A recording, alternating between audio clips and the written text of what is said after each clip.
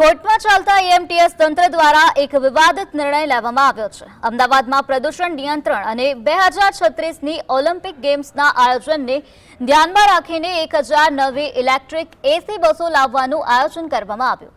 જો કે આ પ્રોજેક્ટ માટે મેસર્સ રે હોરિઝનને 2 વર્ષ માટે પ્રોજેક્ટ કન્સલ્ટન્ટ તરીકે નિયુક્ત કરવામાં આવ્યા છે, જેમને દર મહિને 4 લાખ ચૂકવાશે।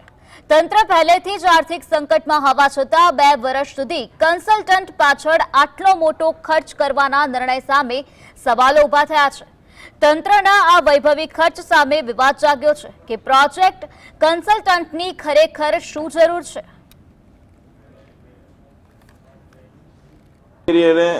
અહીં જે દિલ્હીથી નક્કી થયેલી જે બસો છે એ બસો 1000 બસો જ્યાં સુધી પૂરી ના થાય ત્યાં સુધી કામગીરી કરવાની છે।